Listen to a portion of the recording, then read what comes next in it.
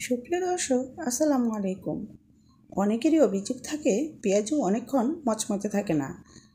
আজকে আমি দেখাবো কিভাবে মচমচে পেঁয়াজু তৈরি করা যায় এবং অনেকক্ষণ পর্যন্ত মচমচে রাখা যায়। চলুন দেখে নেওয়া যাক আমার রেসিপি। পেঁয়াজু বানানোর জন্য আমি নিয়ে নিয়েছি খেসারির ডাল। খেসারির ডাল পানিতে আমি 2 ঘন্টা ভিজিয়ে রেখেছি। এর চেয়ে বেশি ভিজালে কিন্তু পেঁয়াজুটা খেতে ভালো লাগবে না। এবার আমি ভালো করে কচলিয়ে ধুয়ে নিচ্ছি। ধোয়া হয়ে গিয়েছে। এবার ডালটাকে আমি ছেঁকে নিয়েছি। এখন ব্লেন্ড করে নিব। ব্লেন্ড করার পর এখন দিয়ে দিচ্ছি আদা রসুন বাটা হাফ চামচ, দিয়েছি কাঁচামরিচ কুচি, দিয়ে দিচ্ছি ধনেপাতা, আর ঝালটা কিন্তু আপনাদের অনুপাতে আপনারা দিয়ে নেবেন। দিয়ে দিচ্ছি পেঁয়াজ কুচি,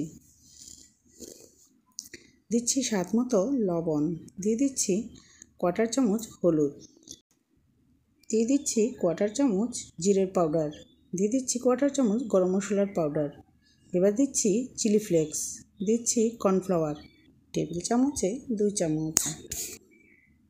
এবার সবগুলো একসাথে ভালো করে মিশিয়ে নিচ্ছি।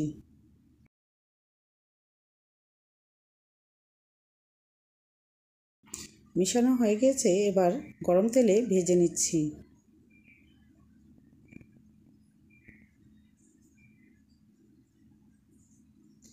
এক পাশ ভালো করে হয়ে গেলে আমি আরেক পাশ উল্টিয়ে নিচ্ছি। ভিউয়ার্স, এভাবে যদি বাসায় তৈরি করেন তাহলে কিন্তু অনেকক্ষণ মুচমুচে থাকবে। কর্নফ্লাওয়ার দেওয়ার কারণে পেঁয়াজিটা অনেকক্ষণ মুচমুচে থাকবে। ভিউয়ার্স, দেখুন কতটা সুন্দর হয়েছে দেখতে, আর দেখতে কিন্তু বোঝা যাচ্ছে কতটা মচমচে হয়েছে।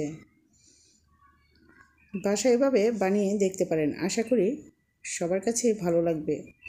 ভিউয়ার্স, ভিডিওটি দেখার জন্য অসংখ্য ধন্যবাদ। ভালো থাকবেন। আল্লাহ হাফিজ। আসসালামু আলাইকুম।